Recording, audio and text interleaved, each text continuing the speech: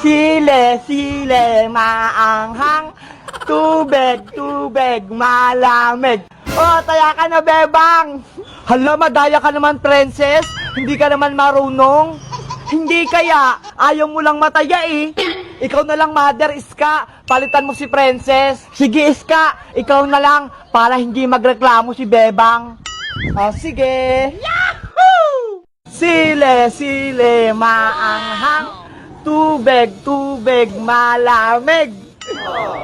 O, diba? Ikaw talaga taya, bebang. Sige na nga. Iska, takbo na tayo. Sige, tara na. Huwag naman kayong tumakbo ng mabilis. Ang dami mo naman reklamo, bebang. Takbo ka kasi. Sige na nga. Akala nyo mabagal akong tumakbo, ha? NANI?! Andun na si bebang. Princess, andyan na ako. Andyan na siya. Sile! Hala, nahuli agad si princess. Iska, save mo ako. Bigyan mo akong tubig. Antayin mo ako dyan pag hindi ako nahuli ni bebang. Tatayain din kita, Iska. Humanda ka. Yahoo! Kung mahabol mo ko. Ang layo naman ang tinakbo nila. Iska! Malayo na narating natin! Uwi na tayo! Oh, no! Ayoko pang mataya, bebang! Baka kasi pagalitan tayo dito! May mga bata! Bakit kayo naglalaro dito sa palengke? Bawal kayo dito! May tanod! Uhulihin tayo nan! Iska, lagot! Nakita tayo ng tanod! Punta nga kayo dito! Asa yung mga magulang nyo? Takbo na tayo, bebang! Takbo na tayo! Hoy, hoy! Huwag kayong tumakbo! Asan yung dalawa? Kanina pa ako dito, ah! Ayan na sila!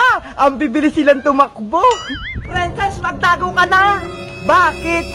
Nanay! Oh, no! Hala! May tanod! Dito tayo magtago! Bebang, bilisan mo! Halika rito! What?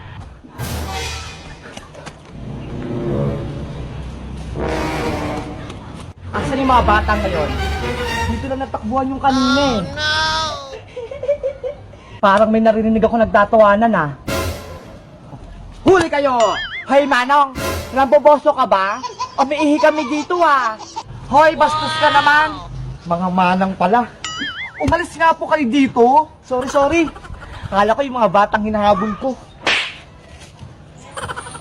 Hindi tayo nahuli ng tanod! Ang galing-galing natin magpanggap! Itsura mo kasi, princess! Manang na manang! Hindi mo kang bata! Totoo ba? Oo! Manang na manang yung itsura mo! Paso yung mga bata na yun ah! Mga naglalaro sa palengke, walang mas.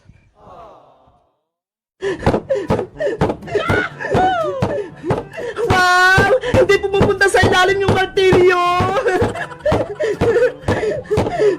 Ngayon naman, maglalagay ako ng bato. Titignan ko kung lulubog silang lahat. Hala!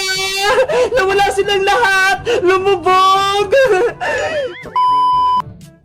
Guys, tuturuan ko kayo kung paano gumawa ng oblek. Madali lang to. Panoorin niyo ako ha. Ang mga kailangan natin sa paggawa ng oblek ay cornstarch. Tapos, bumili rin ako ng isang jobus pangpakulay niya. Guys, 1 kilo lang pala yung cornstarch ko. 60 pesos ang kilo. Tapos, syempre, kailangan natin ng tubig para makagawa tayo ng oblek! Ang unang step, ibubuhos ang 1 tabong tubig sa planggana.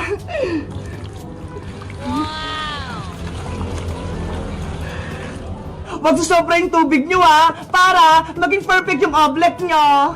Ang susunod naman ay ang ating pangpakulay. Hulaan nyo guys kung anong kulay ito.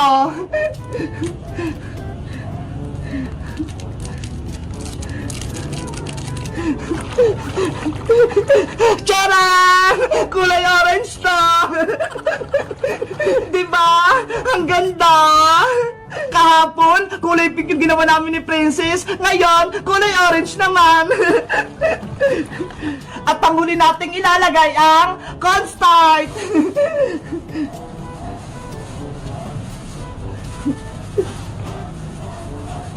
Dahan-dahan lang yung paglagay para matimpla natin yung oblek. Ayan, magtira muna ako ng konti. Pwede na itong haluin guys. Pagsamahin lang natin yung tubig, pati cornstarch, gamit yung kamay natin.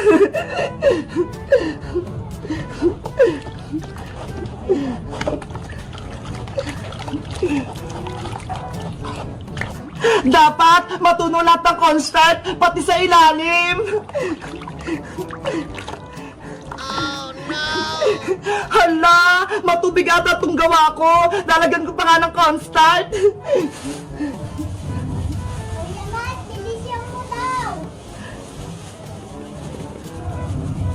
Naku! Naubos na itong cornstarch ko! Wala nga akong pambili! Dapat ma-perfect ko to!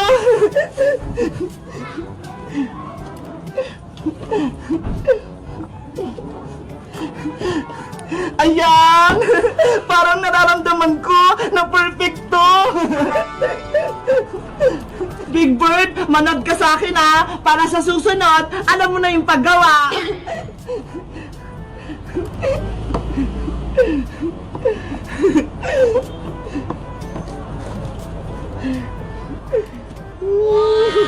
Ang ganda! Guys, kung gusto nyo gumawa ng oblek, magpabili kayo sa mama nyo ng cornstarch. Mura lang naman Maganda kaya gumawa ng oblek. Nakakawala ng stress nito.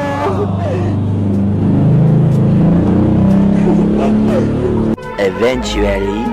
Okay na ito tong oblek ko. Malapot na. Susubukan ko nga suntukin. Ayun! Hindi lumubog yung kamay ko. Ang galing! Nakagawa ko ng oblek. Perfect na perfect. Guys, may experiment ako. Mamartilihin ko yung oblek. Titignan ko kung lulubog yung martilyo.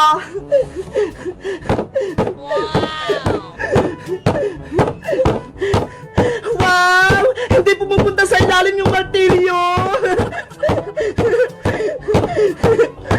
Ngayon naman, maglalagay ako ng bato. Titignan ko kung lulubog silang lahat. Hala! Nawala silang lahat! Lumubog! Nasaan na kaya yung mga bato?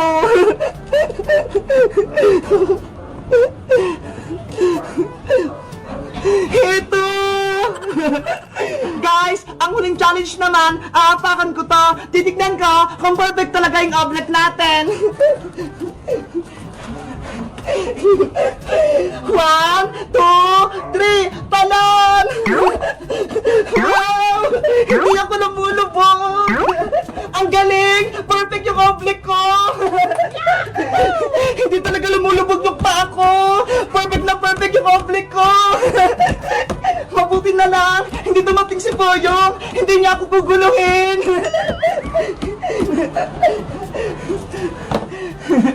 Kayo guys, nakagawa na rin ba kayo nitong oblek? Kung hindi pa, subukan nyo rin! Sundan nyo lang tong video ko kung paano gumawa! Mag-comment lang kayo kung gagawa rin kayo ng oblek! Bye-bye!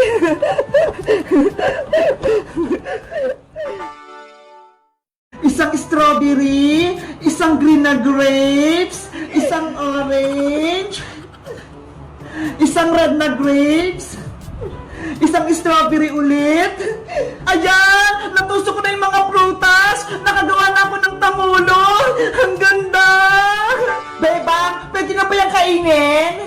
Hala! Excited ka naman, princess! Di ba nga, gagawa nga tayo ng tangulo?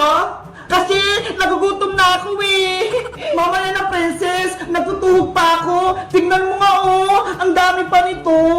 Bebang, gusto mo? Tulungan kita magtuhog niyan? Sige, princess! Tulungan mo ako para mas mabilis! Yay! Magtututok din ako ng tangula! Ako din, babe, magtutulong! Okay, Iska! Kumuha na kayo ng stick ang prutas niya! Yay!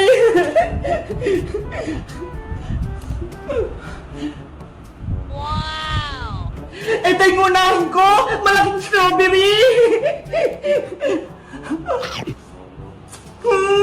Ang sarap! Abay, princess! Bakit mo kinain yan? Sorry, beba! Natakap kasi ako eh! Ang sabang strawberry! Ikaw talaga, princess! Hindi mo mapigilan kumain, no? Huwag ka na nga lang tumulong, princess! Kami na lang ni Sky magtutug sa mga prutas! Beba! Huwag naman! Gusto kong gumawa ng tamulo! Ikaw kasi, pasaway ka! Kinakain mo yung prutas ni Bebang! Hindi na maulit! Promise! Sige na nga!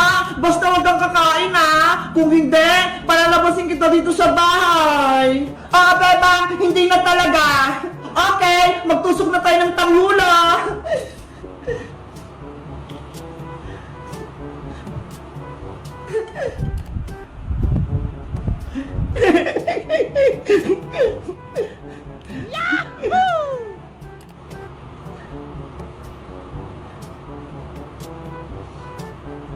Bebang, ano nga palang gagawin natin dito sa Tangulo? Kakainin ba natin to? Ibebenta natin to sa Kalsada Iska bukas para magkapera tayo. Ano ba yan, Bebang? Akala ko naman, kakainin na natin to, tapos ibebenta lang pala. Kasi, princess, mag-school na tayo. Kailangan natin bumili ng bagong gamit. Kaya, mag-ipon tayo ng pera. Ganun ba? Sige, tusukin na natin to lahat.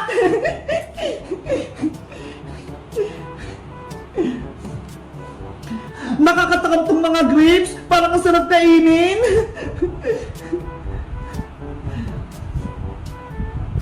Ayan, nakadalawa na ako. Tutusok ulit ako.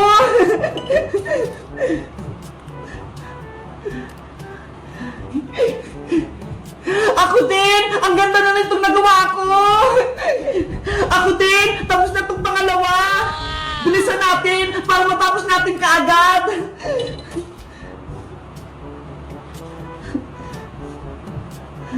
Ang cute ng grapes!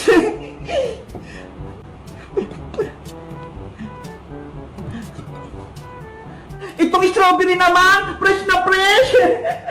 Ay! Nahulog! Pupulutin ko! Ayan! Hindi na ako may kita ni Shka pati ni Bebang! Pwede ko na itong kainin!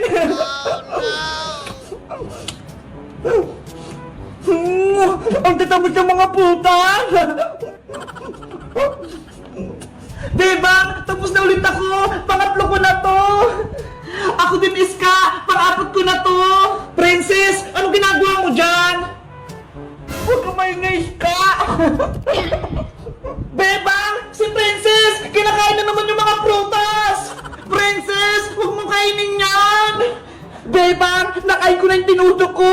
Ang sarap! Ano ba yan, princess? Ang takaw mo talaga! Cutie Bird, dito ka lang muna ha! Antayin mo kami! Bibili lang kami ni Big Bird ng suka! Bilisan mong bumili, Bebang! Maampun sa labas! Baka mabasa ka pa! Opo, Nay!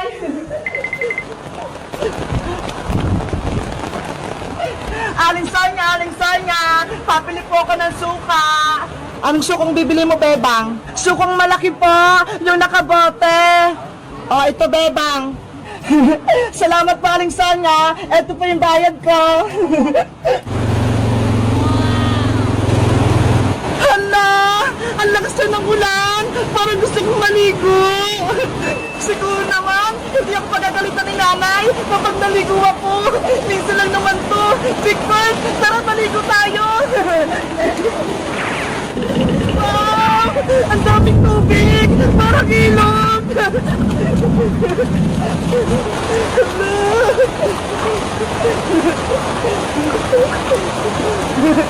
Ang saya! Ang lamig ng tubig! Ngayon na lang ulit ako nakaligo ng ulan! Ang lamig-lamig! Nasaan kaya si Princess? Para may kasama akong maligo! Siguro, hindi siya pinayagan ni Aling Tere! Kawawa naman siya! Nasaan na ba si Beba? Kanina pa yung bumili ng suka ah! Ang tagal naman niya!